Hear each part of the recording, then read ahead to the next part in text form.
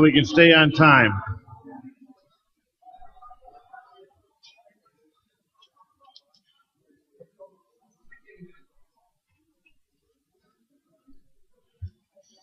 Everybody's just getting a seat. We have another full house today.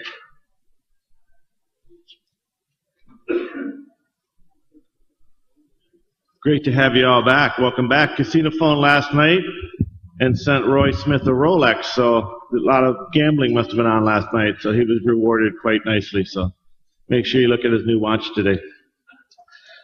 Good morning and welcome back to the International Summit, Partnership, Protocol, and Protection. For the first time ever, this summit is being streamed live for those who could not attend. Thanks to Niagara AV Systems for the live streaming technology. The link can be found on the ICS webpage. Many sessions that, as of yesterday, are being videotaped by our professional videographer, Janet Kriskowski. She should be in here somewhere, and will be made available for viewing on the summit after the summit on the ICS webpage as well. If you're tweeting, the official hashtag for our conference is hashtag ICS Niagara. Can also be found on the back of your programs. Thus far, Dr. Pat Bishop is leading the tweets significantly over Mr. Hashisaki. If he would like a sympathy vote for any of those that can spell Hashisaki to start hashtagging that, if you don't mind. Our first keynote speaker today is Dr. Jared Joya from Washington State University. Dr. Joya is the Division Chief of Pediatric Neuropsychology at the Children's National Health System, and he directs the SCORE concussion program we heard a little bit about yesterday. He's a professor of pediatrics and psychiatry at the GWU School of Medicine. Dr. Joy has developed a number of post-concussion tools for children and worked with the CDC on the Heads Up Concussion Education Toolkit. He has participated in international concussion and sports groups consensus meetings, American Academy of Neurology, sports. I should have went to bed just a tiny bit earlier last night. American Academy of Neurology Sports Concussion Guideline Panel, and the CDC Mild TBI Guideline Development. Dr. Joya worked Capitals, for any of those Capital fans. I've never heard such a holy hush come over a group in my life. And also the the Baltimore Ravens, along with many other youth groups. Please welcome to the stage Dr. Gerald Joya.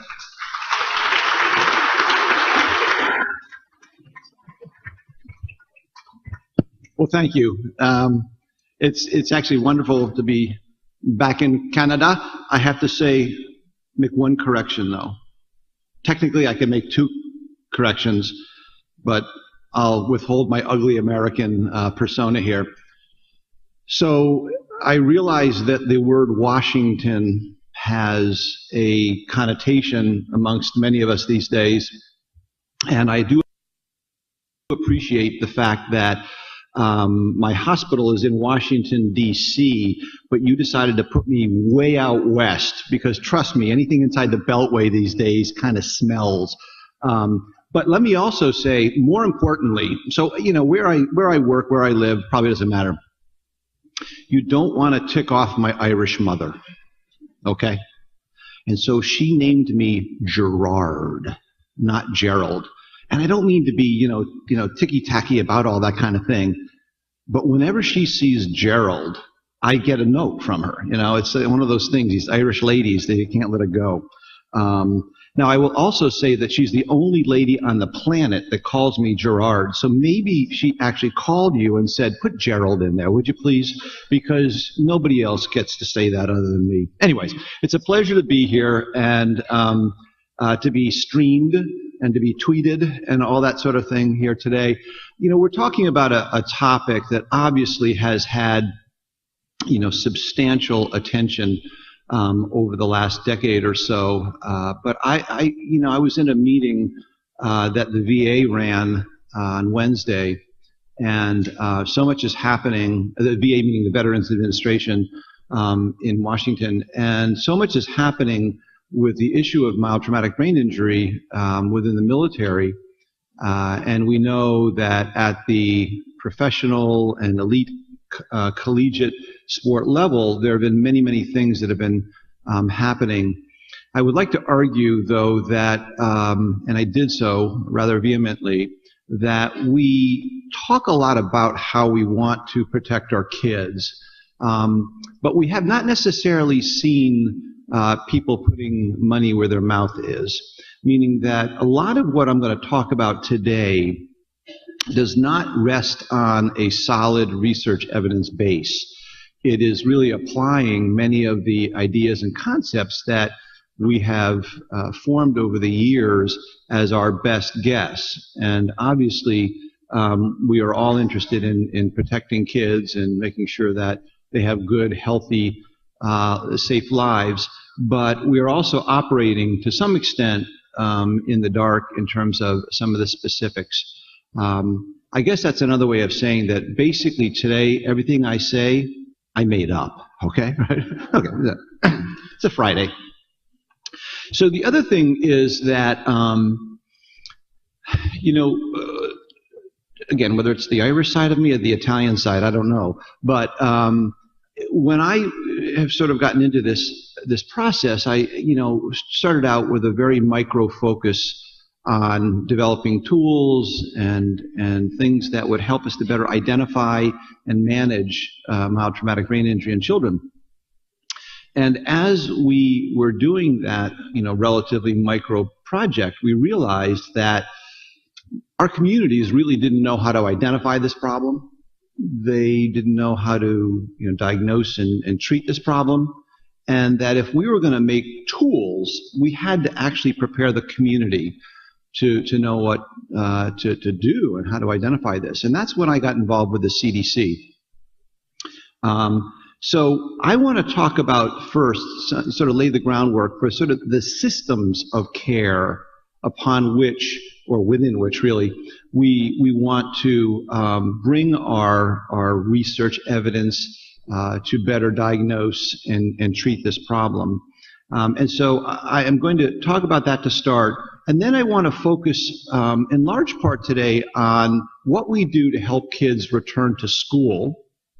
But for those of us who are healthcare providers in the audience, you'll say, oh, that's nice, because we know the kids need to go back to school. But you play a huge role in that as well. And so we're going to talk about that. So again, the public health perspective, I think, is critically important when we talk about mild TBI, largely because this is not a simple issue of you have an injury, it's identified, you move on. These injuries affect a child's life in many different ways. And I've sort of coined this term, the four corners approach to concussion care. Now, I will also tell you, for those who are basketball fans, and they remember who coined the term or the play four corners. There you go. Excellent. Dean Smith. Right. And I'm a Carolina guy, so I went to the University of North Carolina, which is a little bit south of Washington State, just to let you know that, okay? Anyways, which is a little bit south of Niagara Falls, so I understand. I'm not sure, but the idea was that if we're going to really help kids both identify, manage, treat, recover, we need to address the various aspects of their lives. And so in our CDC Heads Up work, we're building toolkits for families, for the youth sports, high school sports world, for the schools, and for the medical systems. And so as we think about what we're going to do to assist kids to both identify, recognize, manage, treat, and ultimately prevent this problem, we really have to address the four corners. And so to me, that's the sort of the public health basis to where we go with this issue. And so, again, the public health focus is really to help us to empower people to do sort of the right thing and to catch kids where they are, right? So, again, whether it's my teammate whether it's my mom and dad, whether it's my coach, my teacher. And to really, do so, and then I really am proud of the Heads Up toolkits, everything they do to educate and to really put information into the hands of everyone in those four corners. We then, and this is the slide that, I thought this morning, it's a little complicated, it's a little busy.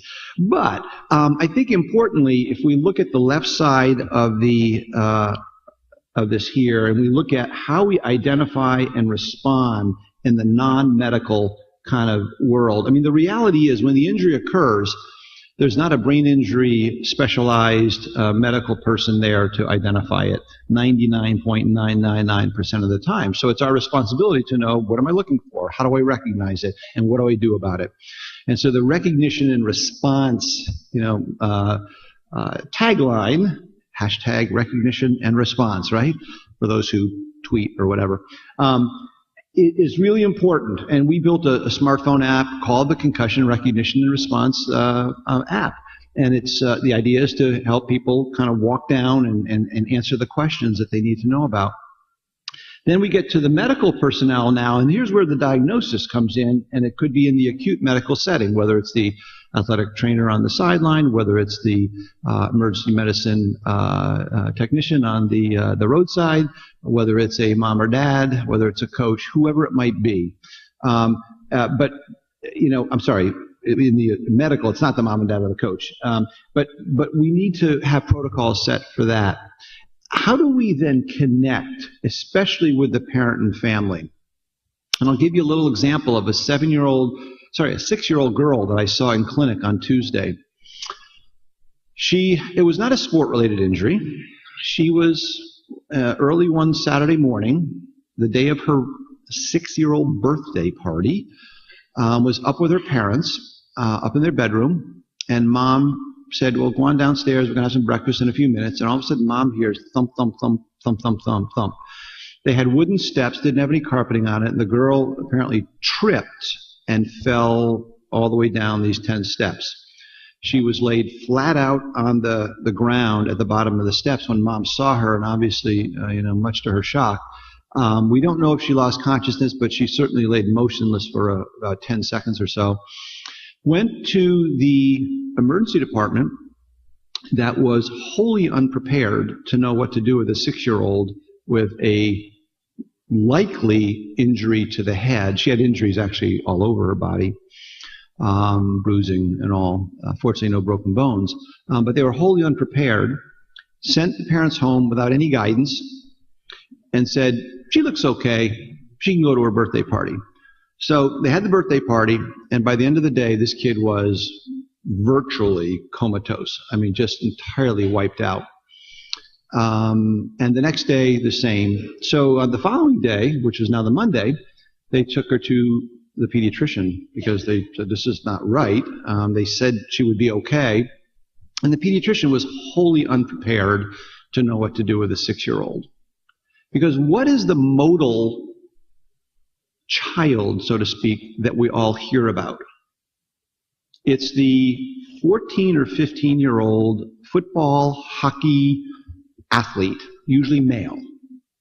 We do not have the same understanding, dare I say respect, but really, again, let's go back to this, the research evidence base to know what to do with a 6-year-old little child.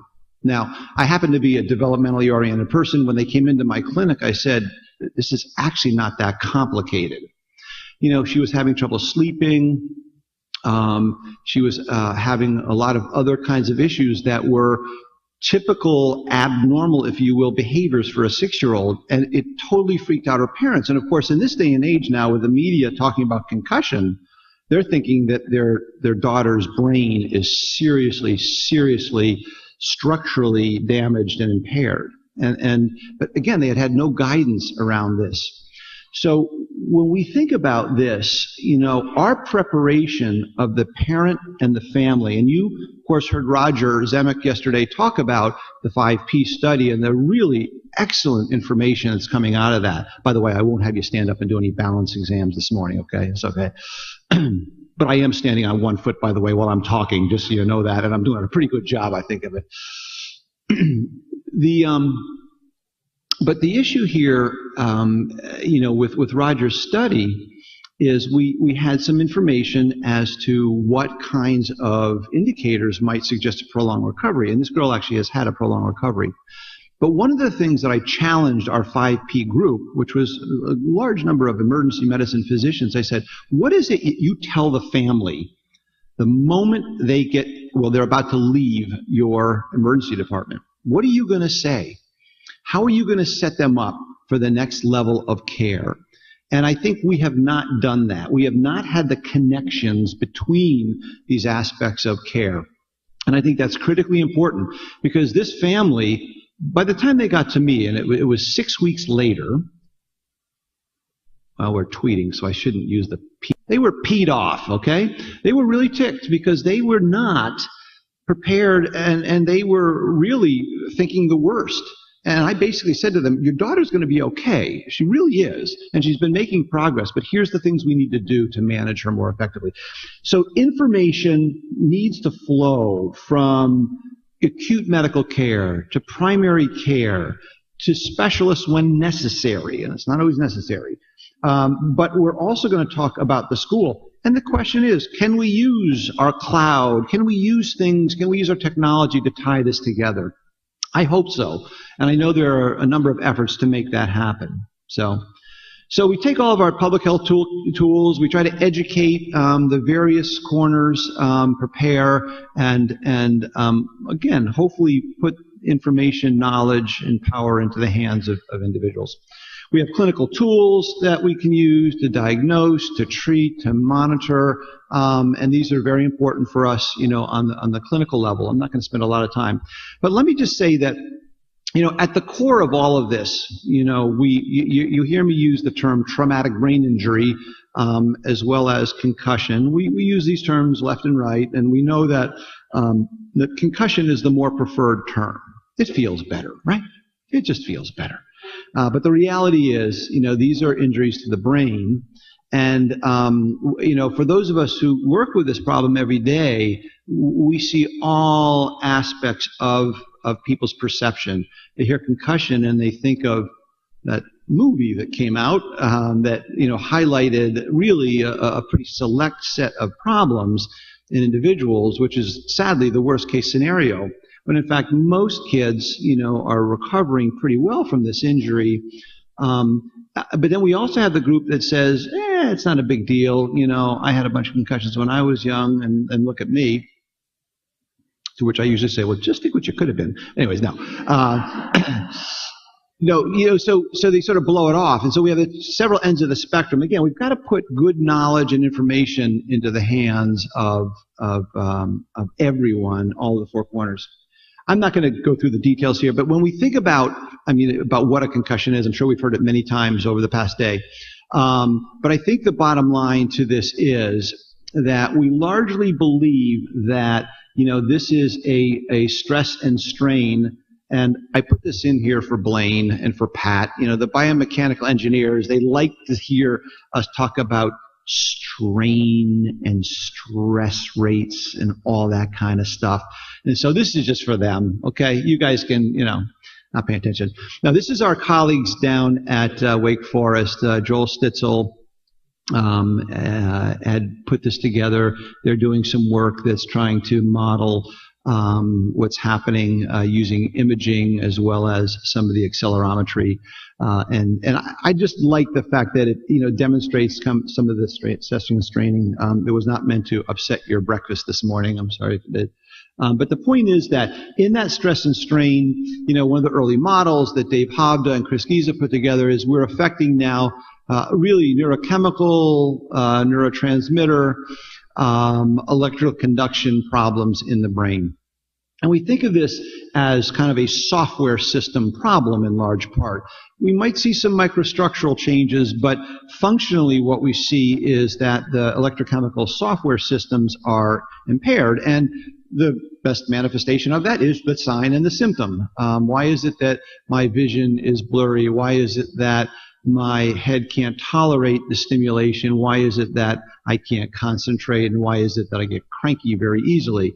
And it's because that software system upon which those functions rest is in fact impaired.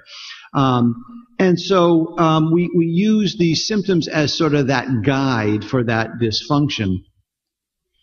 I'm going to I put this up here not to go through every sign or symptom, but let me say that when we work with kids in the schools, which we're going to talk about in a minute, these become our targets for intervention. And so as much as we use them diagnostically and as much as we use them to identify if there's an injury, they are targets of intervention. I put this slide up here. Roger isn't here today, but just to say they did a great job in really helping us to look at the full scope of recovery.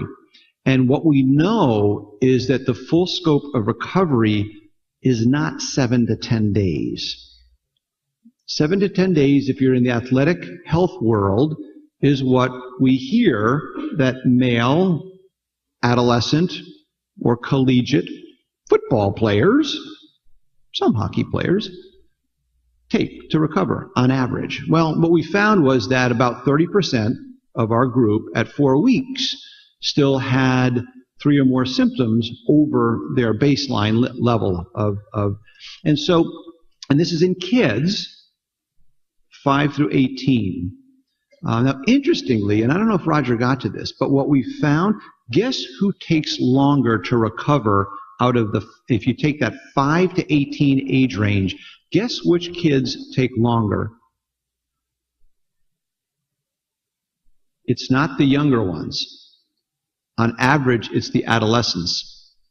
So we have this view, because again, of our limited literature, looking at adolescent to collegiate to professional elite athletes. And in that group, as you get older, you take less time to recover on average. And so we thought that the age function was in fact a linear one. So therefore, the youngest ought to take the longest time to recover. And I've been saying for years, I think it's a U-shaped curve instead of a linear curve. And the data, and there's always individual exceptions, obviously, and our 6-year-old girl was one of those exceptions. But the data would suggest that the younger kids actually do not take as long to recover as the adolescents. And there are probably a lot of reasons for that. Why am I saying all this? Because again, if we think about how we're going to support the recovery of kids, we need to know a little bit about the trajectory of recovery here. And so this is a study that, again, is adolescent male football players in Pittsburgh. And I'm not showing you this because I want you to start writing down, okay, so 40% were recovered by 7 days. No. This is to show that all the dots on the line represent individual kids, and recovery is variable. Recovery is variable. And this slide is basically to give the message that we must be individualized in our management, and that some kids may take a few days, some kids may take a few weeks, and some kids may take a few months to recover, and that our management has to take that into account. So now I want to switch it over. If we understand that the injury is identified, the 4 corners of a child's world has been involved, now we're going to send the kid back to work, i.e. to school, right? And the fundamental question, and it's great that the Ministry of Education is coming in today. I wish you could hear this. Although maybe she's tweeting right now or watching the stream, is that this fundamental question is one that we have to be able to answer. Youngster is injured today. What are you going to do tomorrow? I mean, technically, what are you going to do today? But say they're not in school today. What are you going to do about it? What do you do tomorrow to set things up? So we talk about this whole issue of return to learn. And, again, kids major job is learning, right? It's acquiring new information. It's actually using their brains in important ways. It's practicing that information, which is what we call homework.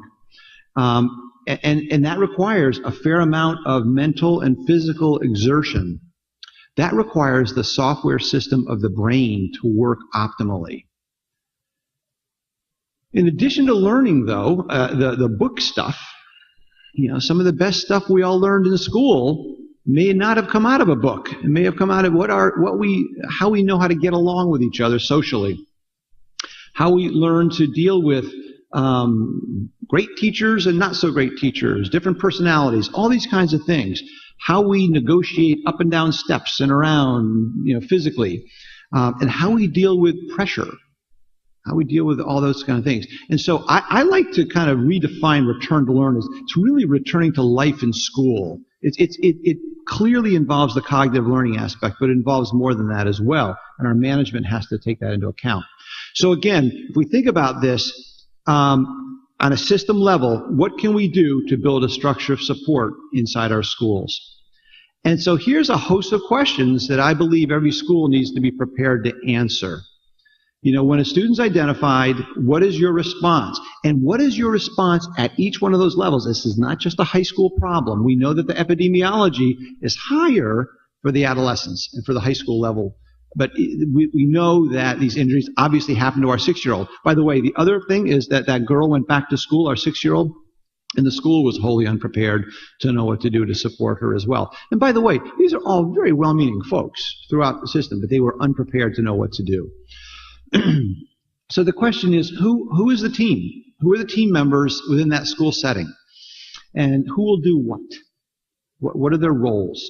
Who's going to connect with the parent? Who's going to connect with the teachers? Who's going to make sure that all this is well flowing? And how do we prepare a teacher? I had a 16-year-old in clinic yesterday, and she was talking about that math teacher. Oh, that math teacher. That math teacher is not cutting me a break on anything here. And quite honestly, my daughter's a first grade teacher. And we know that we throw lots and lots and lots of things on top of our teachers in the schools, and they're trying to figure out, okay, I'm trying to teach, but I need to understand about all these other largely social, psychological, biological kind of issues here, and it's complicated. So who's going to be responsible for preparing those teachers? And then there's a whole issue of how do you make those adjustments and accommodations, and how are you going to monitor that so that you can sort of let the leash out, so to speak, and let the student do more and more normalized activity as they improve. So the goals are to prepare our systems. And you'll notice it's not just the school system. The medical team is actually the first group that has to understand this, because they are providing that initial medical evaluation, and they will provide, we as medical providers will provide the targets of intervention for the school to address. We need to develop concussion management teams within our schools. This isn't as complicated as it sounds, and I'm going to talk about that more in a minute here. But they will take those targets and translate that into accommodations. Now, let me back up a minute. You may, actually probably with this group, you may not ask this question, but you might, which is, why are we sending a symptomatic kid back to school? Why would you do that? And when I've talked to schools, I say, yeah, this crazy guy is going to send a symptomatic kid back to school. And it's because a lot of bad stuff can also happen when you are not in school and sort of sitting there doing nothing. The brain actually likes a little bit of stimulation even during recovery, but it has to be done carefully. So we're not talking about taking kids and throwing them in the deep end and not supporting them as they're symptomatically recovering from their injuries. But we're also not talking about sitting them at home, and unfortunately we know that underactivity can have its adverse effects as much as overactivity can have its adverse effects. So we're trying to put kids back into some normalizing kind of environments and allowing them to take advantage to the extent that their symptoms allow. And that's why we put the accommodations in place. And we monitor that over time, and we communicate back and forth between school and family, school and medical provider. I know it's sort of a tall task, but it's one that I think we have the mechanisms already available to us. So then we get down to, how do we prepare people? And this is actually just one of the tools that we built out of the CDC's school toolkit. And it's a nice handout I provided to a lot of schools that really kind of goes through talking about the process. And it's a good in-service document, if you will. It doesn't do a lot of training, but at least it makes them aware, teachers and the administrators aware of, what is this injury? What would I do to support a student? How do I know, what I'm supposed to be doing there? I think we need to go into further depth. And so I wrote a paper last year called The Medical School Partnership in Guiding Return to School Following Mild Traumatic Brain Injury in Kids. And the idea here was, again, to look at the preparation of the medical and the school systems. And by the way, this was in the Journal of Child Neurology. So I really wrote it in large part to kind of alert the medical field that we need to better understand kids' return to school. It's not about writing a little note on a prescription pad, which we see a lot of, and it's sent to the school. And if it's decipherable, that's the first good thing, but usually it's not. And it says, help kid, is basically that. We can do more than that. We can actually be much more effective. And so, the bottom table in there is in that paper. And we talk about what are the responsibilities now for building the system, preparing it, developing the teams along. And so when we talk about the concussion management team, I recognize that not every school has the same resources. And so I am not in any way deluded to think that everybody has a school nurse. Interestingly, we have some places where I'm amazed that every school has a school nurse, which is actually shocking in some ways. But usually we have someone that can at least take on a health monitoring role in this regard. Someone who is responsible for the academic sort of programming. Is that a guidance counselor? It depends on the level of the school. Is that an assistant principal? The teachers are part of this team. We have some programs where they actually have health clinics inside of schools, but most schools don't have that. And so we have to look at how do we define that team? And really we come up with two roles. Someone who monitors the medical or symptom process in the kid, and someone who monitors the academic progress or challenges of the student. And those two need to work together. So that medical person, again, that could be ideally a school nurse, or that could be the PE teacher. It really doesn't matter. We need to train folks to know what are those skills. They're not actually giving medicines. They're not diagnosing. They're really monitoring these things. And again, we've got symptom monitoring tools that we've developed that can all be used. But there's somebody who at least liaisons with the community medical provider and obviously with the family. And talks then with that academic person who basically is rounding the teachers and saying, okay, this little 6-year-old girl, this 16-year-old, girl had an injury, and here's what we've learned about her symptom status, and here are some ideas we can put in place. And so this is a little bit busy, but I am working with a rural, it's a whole set of school systems on the eastern shore of Maryland. It's called the Delmarva Peninsula, best known for Ocean City, Maryland, and crab cakes. But it's a very rural area, in fact, and we are developing a whole community-based management system. And in that, I've been developing the school care pathway. And literally, you can see on the event, the school is notified that there's either one of their students had a concussion. What do you do next? And so we, what are the actions? What are the tools we can use to help guide us? What are the communications that need to occur? And then, how is that concussion management team notified? And then your medical symptom monitor and your academic monitor start to kick into gear. They start to use some of their tools to start to identify these supports that are put in place.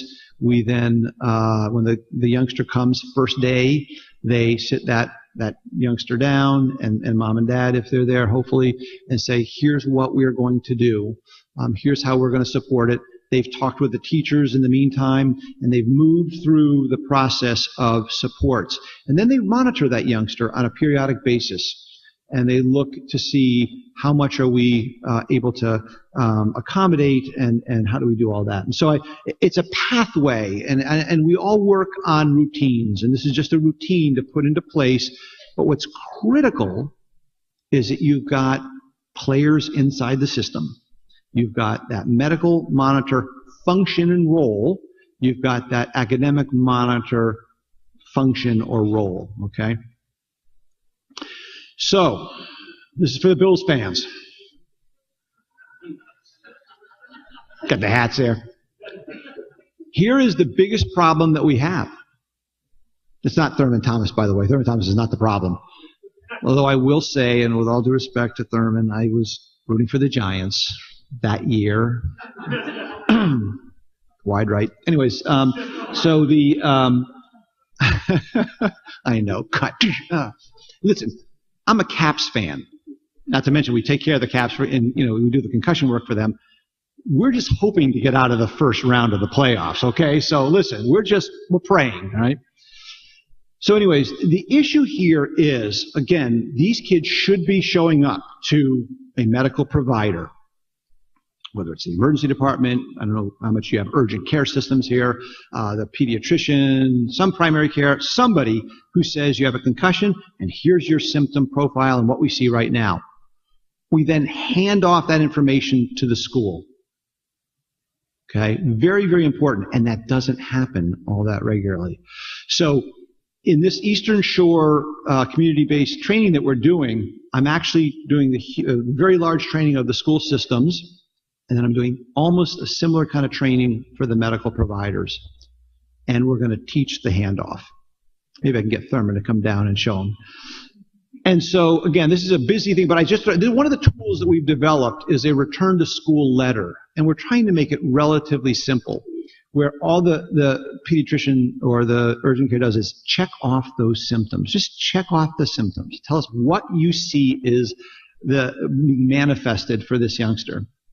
And at the bottom, because the page is too long here, there's a little bit of an indication of the school supports, but I don't expect that the medical provider is going to prescribe in detail, certainly on the first day, all of the the school supports that youngsters are going to need, because they are going to hand off to the school provider, the medical monitor, and the academic monitor, who now are going to define with those targets, those symptom targets, what they do.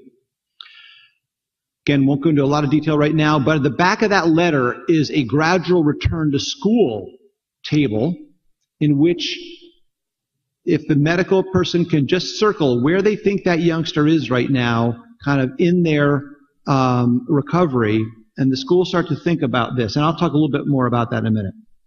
So again, if we think about the targets of all of this, now I'm going to talk about a little bit of research evidence that we've been accumulating over time in looking at this problem. And I like to think of this as not only the effect of concussion on school learning and performance, but also the second piece, which is what does school learning and performance do to concussion recovery? Again, this is the crazy guy who's sending the symptomatic kid back to school. If it's done ineffectively, that second part there is going to be brutal for that kid. And we'll talk about that right now. So a number of years ago, we just started asking our kids in clinic the question, how much do the cognitive activities of school and the physical demands of school affect your symptoms? In other words, how much does school learning and performance affect your health status? And what we saw is that we did this with elementary kids, middle school kids, and high school kids. And what we see is that 47.7%, or about half of the kids at the elementary school said, yeah, when I do kind of thinking, learning activities, my symptoms, get worse. Middle school went up a little bit, and high school went up even further. When we asked about physical activities, it was much lower. So you ask yourself, why was it lower with the physical activities? Because the kids basically said, we're not given much opportunity to do it. We're out of PE class. We're not able to play sports. We did a much better job in managing, now it's not perfect, but we did a much better job in managing the physical activity of these kids than we did the cognitive activities of these kids. So you notice that when we asked, was there no opportunity to learn, you see 2%. Basically these kids are in school. Obviously they're supposed to be learning. So we went further and we started to identify the academic kinds of challenges that kids are having. And we published a paper last year in Pediatrics. It was our postdoc, Danielle Ransom, to really look at a group of kids that we actually had two groups. Both were concussed kids, but one group had now met criteria for recovery and the other group had not. And we asked them the same kinds of questions. What kinds of academic challenges are you having? And so this, again, began to define some things. And here you can see that the type of problem on the left, headaches, interfering, and you can see elementary, middle, and high school. And we think it's real important to differentiate, but also to make sure that we include kids of all grades. And what you can see is that the elementary age kids are certainly identifying a reasonable percentage of these issues. And it only increases as the age goes along. And down at the bottom, you see the average number of these problems that were identified, because they were able to identify more than one. And you can see that the younger kids say on average 2.5, and the older kids on average 4. So there's statistically larger number of issues identified. The school demands of high school are obviously significantly greater. We then asked what kinds of classes, and the simple answer is math is the brutal class, but the others are not necessarily, sweet activities. Although I will say that we ought to send a lot of kids to art class, right? Art class seems to be a place where they can go and rest.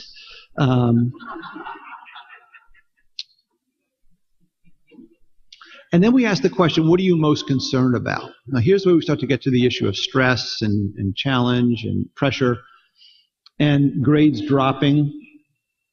Notice that, look at our high school kids. 19.9% said returning to sports. Now, I will tell you that in our samples, about 70% of them kids are athletes that have sport-related concussions. More of those kids are worried about how they're doing academically than getting back to their sport. And I'm not suggesting they don't care about getting back to their sport. They clearly do. But sitting in front of them is, am I going to fail? Am I going to be able to is the work going to mount? I'm going to get back to this mound of work, which is one of the reasons why we need to be sure that we're supporting kids around that stress issue. We then have done a variety of things now where we actually have this paper for review right now where we're trying to predict academic outcomes. So we had another sample of kids where we looked at high academic problem kids, low academic problem kids, and we're trying to look again in a way that Roger was looking at, whether you're long or short recovery. Can we predict early on who is going to need more of the supports than others? And so, any self-respecting scientist is going to throw a receiver operating characteristic curve up here. And so the bottom line is that we see that your symptom burden is a pretty significant predictor of whether you're going to have high or low academic problems. Now that you may say, no kidding. Well, we've not done that before. And again, that symptom burden is what our targets are for academic support. We also have done some other things looking at these executive functions and how they roll into this as well, and they seem to be an issue. Okay, I want to make sure that we talk about psychosocial issues, because this, again, is a big part of the recovery process for kids. And I can tell you that this, I don't have to tell you, this is obviously an invisible injury. And these kids, when they go back to school, and I often tell the schools when I'm lecturing, heaven help the youngster with a concussion who smiles, who laughs, who tries to joke, because they're faking their injury if they're doing that, right? Obviously not. Kids want to be as normal as they can. This is an invisible injury, and it's confusing because the teacher's saying they look okay. But in fact, I tell them, if you're seeing my care plan and on it says this kid's got headaches, they tire more quickly, they're having troubles concentrating, I mean it. And we need to accommodate those targets there. So this is an issue that is a challenge because kids, are not recognized necessarily as having the need. They may be cut off from their social group because they're being restricted from activity. For some, that athletic or other, I see a lot of kids that come in from the performing arts who can't do that. It's an identified part of them, and they're losing that. Everybody wants to fit in with their group, especially the adolescents. So the pressures to kind of be normal and to, again, have the fun and do all that is significant. Actually, we had one girl who was the only goalie on her soccer team, and basically they knew that team was going to tank if she was out injured. So she had unbelievable pressures to go back to her team because she wanted to help out her team, and that was a challenge. And then, of course, the pressures of schoolwork, and again, that's what our other study showed. So we get to this process now. We talk about how we gradually reintroduce somebody into sport. Well, we have the gradual reintroduction back into school. And this, again, is Jerry making up best I can how we might think about introducing kids back into their school.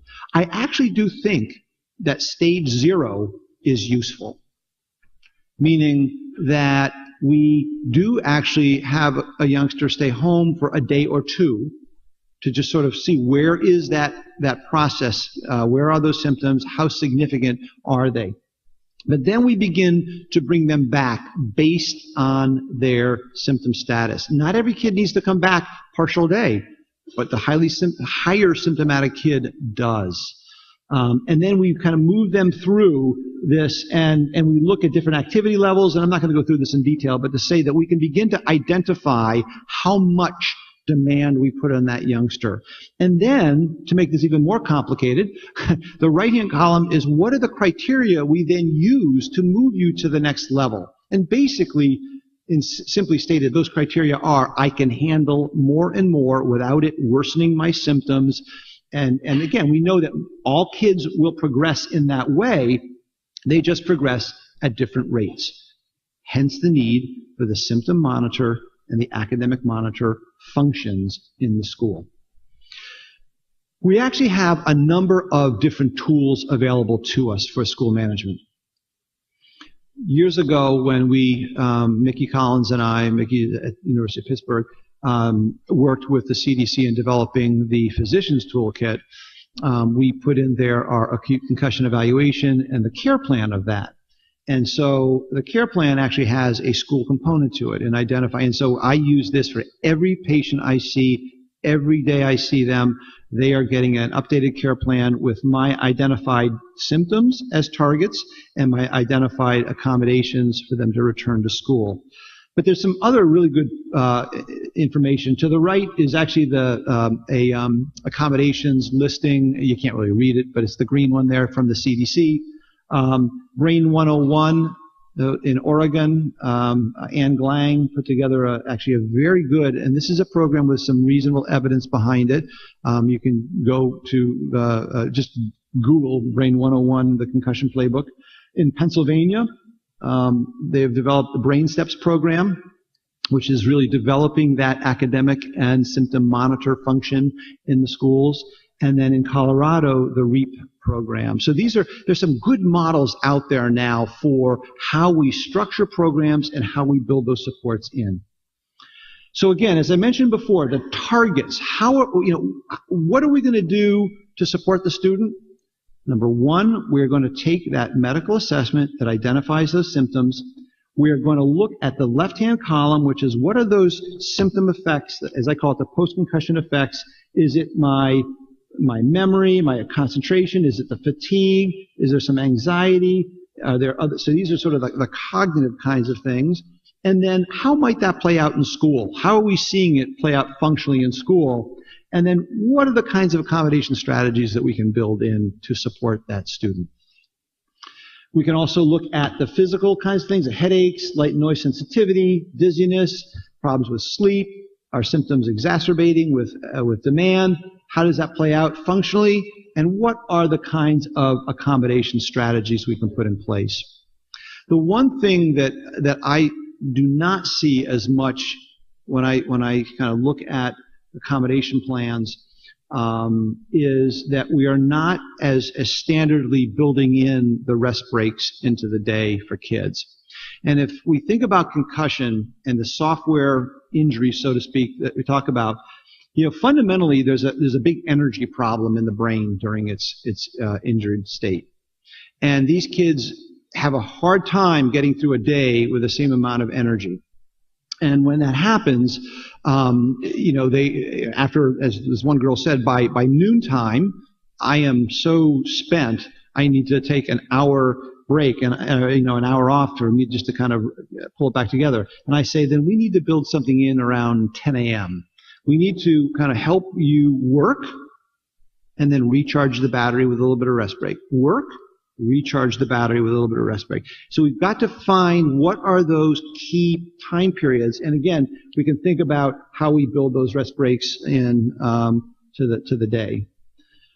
This is, again, I thought just to really kind of drive your eyes crazy here. We have I have a postdoc that's making a fillable PDF where you can go in and you can click on the symptoms on the left-hand side and really on the right-hand side of the accommodation plan. So this is how you can individualize this. I got the medical person's report from that school letter in the handoff. It shows these kinds of symptoms. I'm now going to go to my accommodation sheet. I'm going to click off those symptoms, and now I'm going to suggest these kinds of accommodations. And as the academic monitor, I'm going to bring that to my teaching staff and say, here's how we're going to help this kid. And by the way, at the end of the week, I'm going to monitor to see how that's going to adjust accordingly.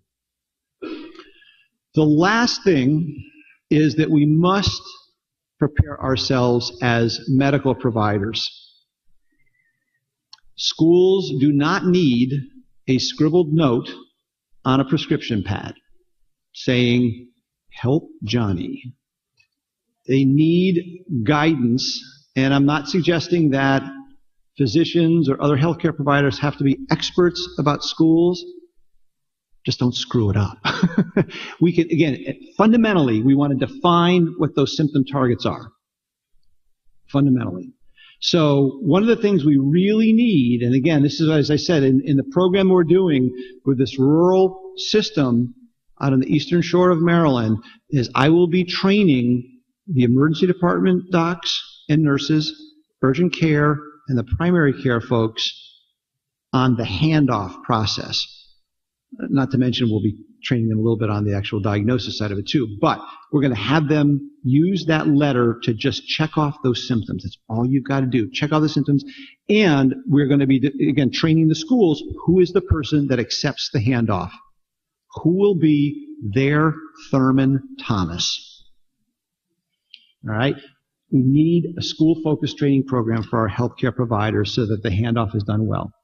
So the bottom line, with 7 seconds left, is a student is identified with a mild TBI and a concussion. What are you going to do? Are you prepared to do it? So we know that this is a team sport. The four corners, with all due respect to Dean Smith and my University of North Carolina Tar Heels, it applies here. We've got to take those corners into account. We've got to communicate amongst them. We know that the injury itself can have significant effects potentially on kids' lives, on their schooling, on their social functioning. We know that school learning has to be managed carefully. Understanding that unique symptom profile is the start, and ultimately it's the end. It's the targeting that we will do to support that individual. And active ongoing communication is critical between the four corners. It is critical. Monitoring and adjusting, and by the way, having a positive attitude toward recovery. Again, my family of that 6-year-old girl were given no guidance, and all they did was search the internet, which we know is a dangerous thing, and they had the worst case scenario in their head for what their little girl was going to face in her life. So I'm going to stop there. And again, as always, you want to speak to your audience. So I have, of course, the youth hockey player here. And I thank you for your attention. And I think we have a little bit of time for some questions. Is that right? Great. All right. So thank you very much.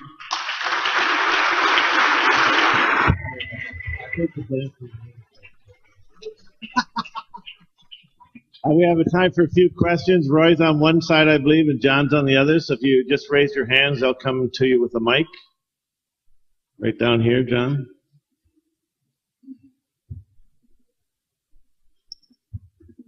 Hi, thank you. I was just curious, I really like the way you have your checklist sort of set up. And one of the parameters that you were assessing were cognitive speed. Was that affected, yes or no? I just wanted to know your opinion on providing students or even athletic students a baseline concussion tests. Do you think that that would be helpful in managing their concussion symptoms as we sort of go along to be able to detect a change from pre to post? Only if it's the right test. So what we know is that, for example, when you look at the reaction time on a test like IMPACT, I can tell you that when we looked at academic outcomes, those tests did nothing in the prediction model. They did nothing. They did not predict anything because they weren't built for that.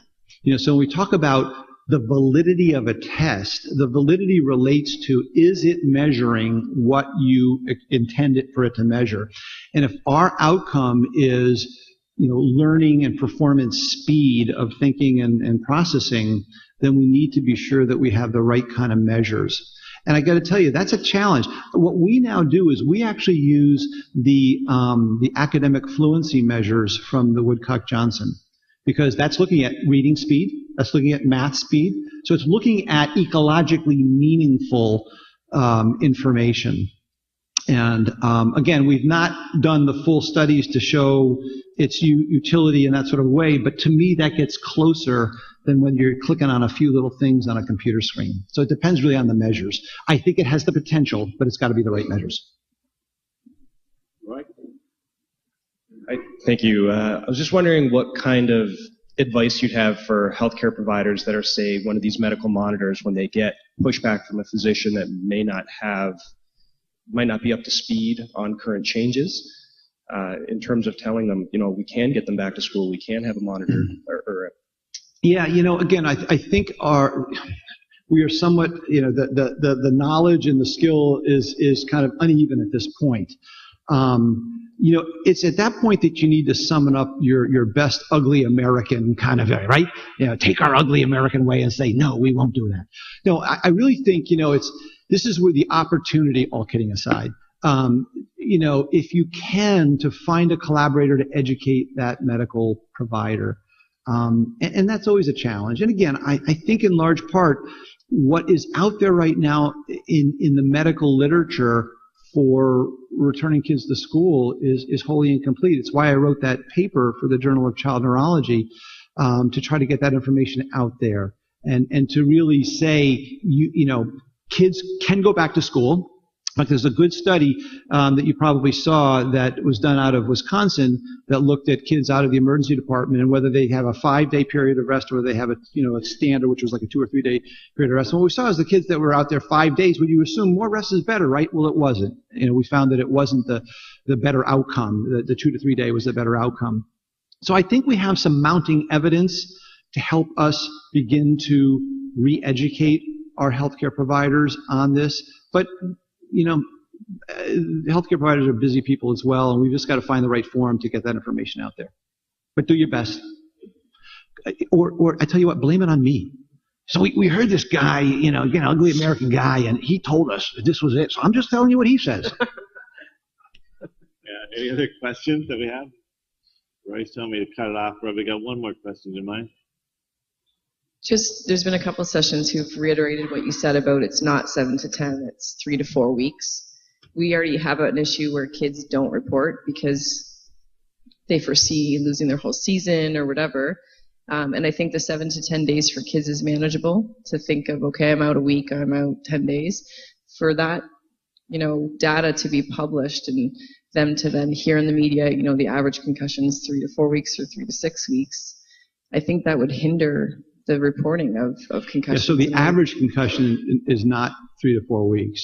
Actually, as it turns out, it's shorter than that. But I think the critical information is that every injury has its own characteristics of recovery. And if we manage it and treat it based on your individual characteristics, you will be back into what you enjoy to do as quickly as you can get. And that's really the message we want.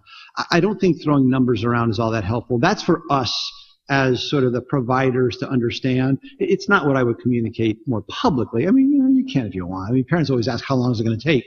And I usually say, as long as your son or daughter's brain is going to, take to heal, but I'm going to help you make that as quick as it can. Thank you very much. Thank you, Doctor, very much.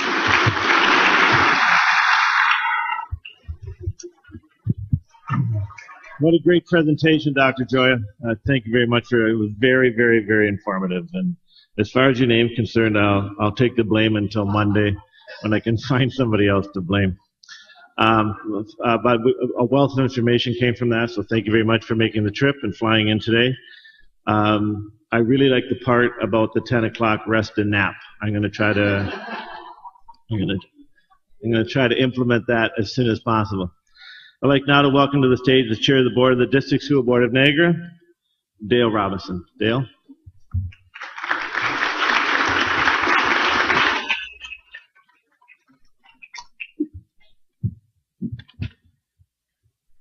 Good morning, everyone.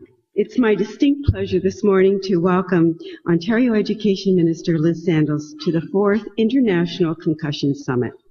We are very fortunate to have Minister Sandals with us this morning. We know that she has a very busy calendar.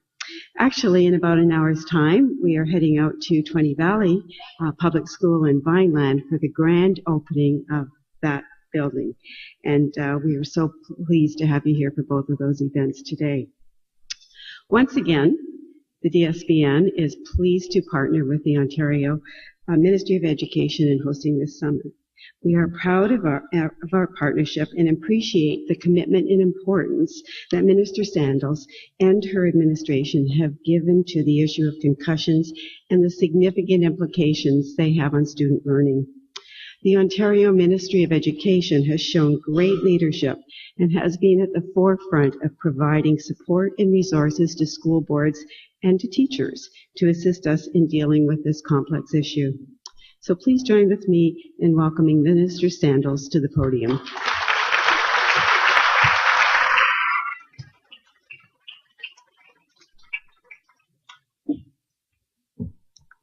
Well, thank you, Dale, and good morning, everyone. And I'm so glad that the traffic on the QE between Toronto and Niagara today was as light as it ever gets, and I got to hear the end of you.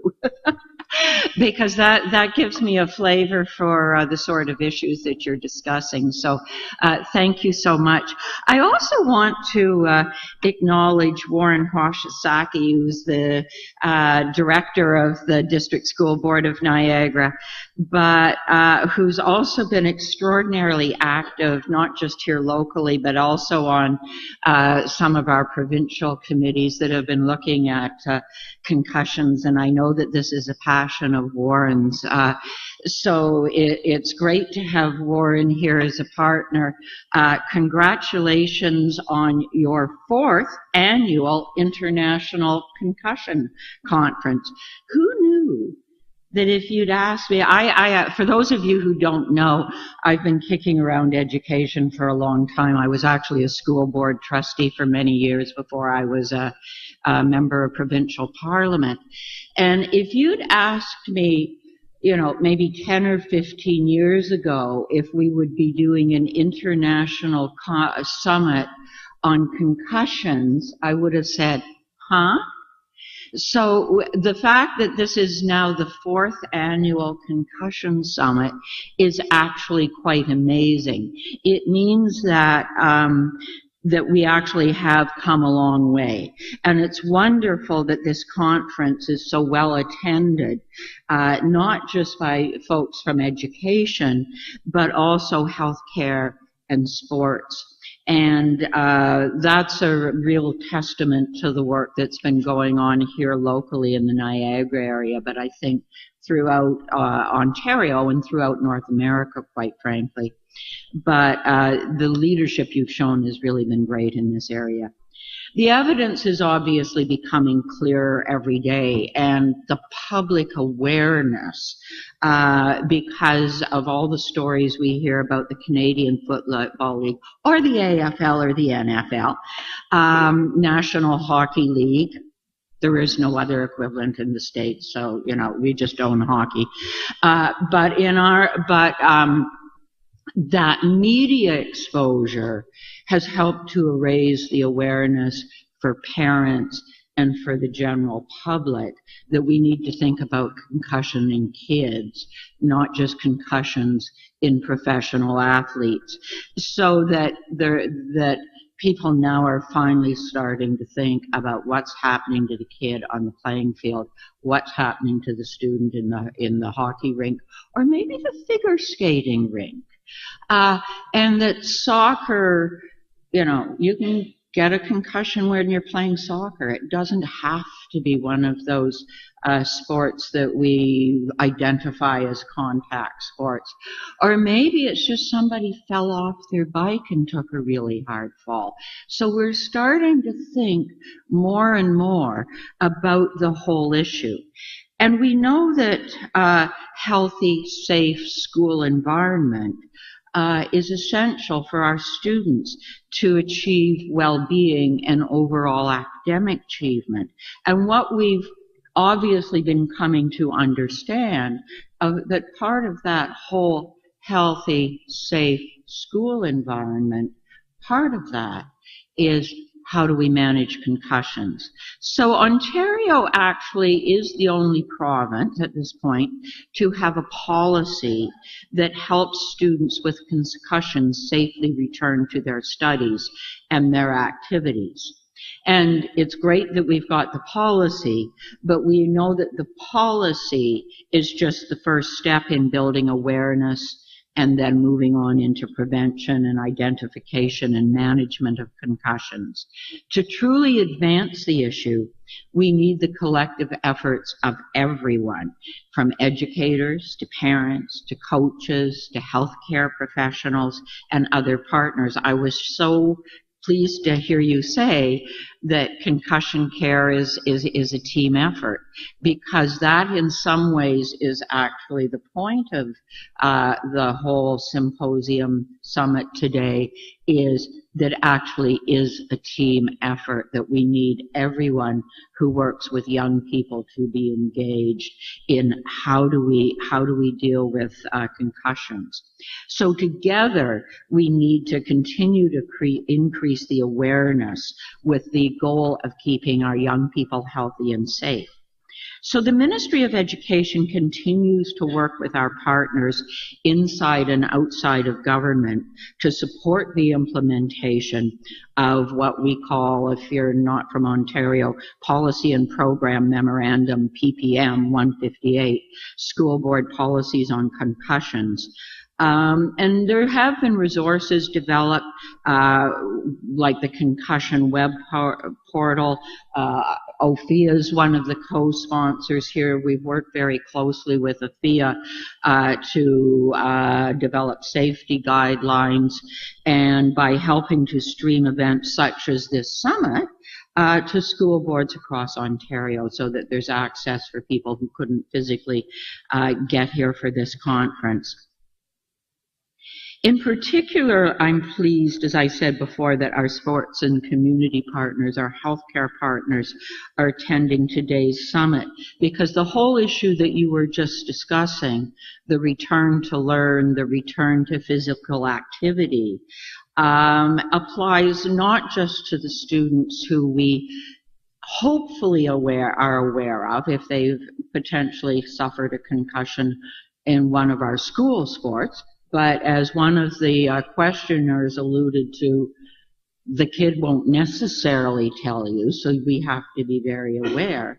But the return to learn and the return to physical activity issues are just the same no matter where the child incurred the concussion. So we really do need that awareness in the community, because if it isn't a concussion that the educators are directly aware of, if it's within the sporting community or just an accident on a family trip or whatever, we need to know about it as educators, because no matter where the concussion occurred, educators are going to need to deal with the sorts of checklists that Dr. Goya was just showing you. The return to learn, the return to physical activity at school is going to be something that falls to educators. So this conference and growing that awareness of how we come together as a broader group than just educators to support our kids is so, so important. So thank you everyone for being here. And I encourage you to continue when you go home to share your ideas, even if your boss doesn't necessarily want to hear about your new ideas, because as we learn more, we need those advocates within whatever sector you're in to get the most up-to-date information. This is an area where the up-to-date information, the good information, keeps changing. So we need leaders like you in every sector, advocates like you in every sector, to keep our kids healthy and safe and able to learn and able to get back to the sports that they loved so much. So thank you everyone for being here today. We really appreciate you being here and taking an interest in our children.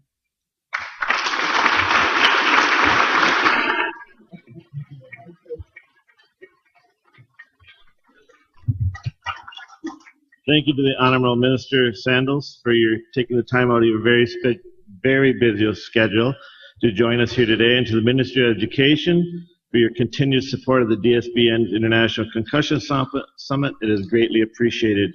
In just a few hours, we're all going to meet back here for another keynote speaker of the summit you won't want to miss. A former Buffalo Bill running back, Pro Football Hall of Famer with a passionate message to share. That's Thurman Thomas, of course. It is now time for breakout sessions. Thank you for the presenters, the ministry, and for the facility of these sessions.